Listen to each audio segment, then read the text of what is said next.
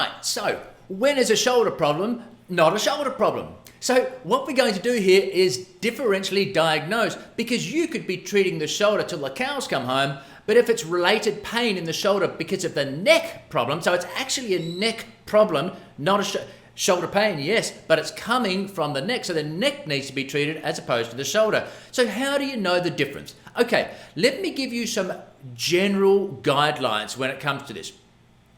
Shoulder pain will be aggravated almost always when the shoulder is, like, there will be aggravating movements of the shoulder itself, okay? And I'll go through these with you as well. So, and also the shoulder pain might be at the front, might be at the side, down the deltoid a little bit, but not all the way. Very rarely will you ever see pain referred past the elbow. It's really sort of localized, and it's worsened by specific movements. They go, yeah, that's it there, okay? That will generally, almost always tell you that that's a shoulder problem.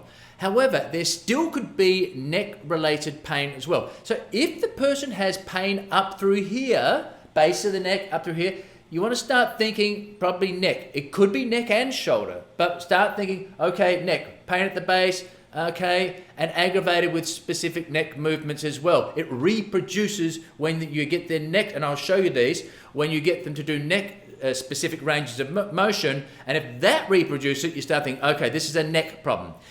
Tingling and numbness is nerve related, start thinking neck, okay? It's more, basically always will be neck. Again, there could be still some shoulder pathology, but you got the neck involved as well. Okay, so let's have a look at how you can test for these. Now, what you want to do is, you can do this while you're watching here for yourself, especially if you've got some sort of shoulder pain or shoulder problem. So what you do, you want to sit up straight, okay? Or you could stand as well, but when it comes to the neck, if you had a client, you might want to do the neck ones because you're going to get them looking up towards the ceiling, okay? So you might want to just sit, but make sure the person is sitting or standing nice and tall, broad across the shoulders. Why is that? Because as we'll look at later on, well, if you slouch, I want you to slouch and try to move your arm. You can see that it already starts impinging, and we'll talk about this in more depth about posture and having broad, because we need those shoulder blades back and down, so we're not rounded like this. What that does is rounds them, but I'll talk to you more about that later, giving those and strengthening the shoulders, the shoulder blades.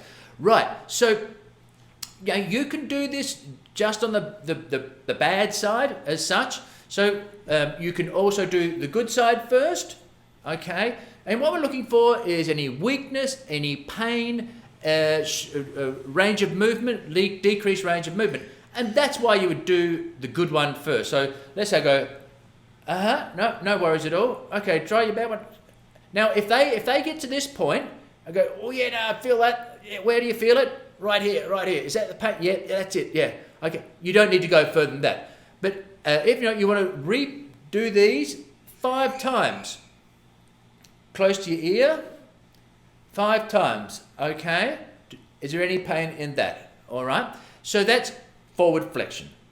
The next one, with your thumb up, you want to do, so thumb up like this, what's called abduction. So you get yourself or the person 5 times. Now, this, when it comes to impingement, we'll bring it on almost always, and I'll talk in more depth about painful arc syndrome. But for the moment, so if the person goes, yeah, oh, that's it, okay, bring that down. So you don't need to do 5 times. If you go, yeah, no, that's it. But otherwise, get them to repeat it 5 times. Is there any pain in that movement? Okay, and finally, I'll get you just to do, we'll do 2 more. Again, there are lots of tests, but I'm not going to burden you with all these tests. It's not necessary. So we'll do extension. So we've done flexion, abduction, looking for pain, decreased range of movement, and extension. Don't splay it out too far. Keep it close like that. Okay. So 5 times. See that? Now again, this is another one where you could get the person and see if it's a decreased range of motion. Again, you could do them in all of these. All right. Final one is get them to go as far up their back they can. So if that's my good one, and then you go, oh, that's all I do, and they'll feel that in the shoulder. Once again, we've got tightness in the shoulder, might be impingement. So this will give you an inclination. Okay, we've got pain there. All right. when it comes to checking the neck. All right, so we're going to do flexion. I'll show you some side on. Once again, we're going to repeat them with 5. We're going to do neck flexion and extension, looking for a reproduction of pain. Okay, so do it down. So again, make sure the person's sitting up straight, down, and then look up. And you would repeat those 5 times. If it's trying to see if there's a restriction in movement and or it brings on that shoulder pain, then we'll go, yeah. So that's flexion extension. Next one is rotation. Again, you want to look for ranges of motion. They might go, oh yeah, that's it there. I got the pain there. Right, neck pathology, okay? So maybe that person went, no, this is all fine. Now they start bringing the neck. Yeah. So, okay, we're starting to think, problems coming from the nerves related to the neck. Okay, the third one is ear to shoulder. All right, now these are all in your notes, so you don't have to worry about it, but they're very simple. Okay, is it bringing on anything? So, 1, 2, extension, up the back. There's 4. That's all you're going to be doing for the moment. All right, 4, and then you'll do for extension, rotations, and ear to shoulder. Okay, so that's how you find whether it's a neck-related shoulder pain, shoulder-related pathology, okay, or both.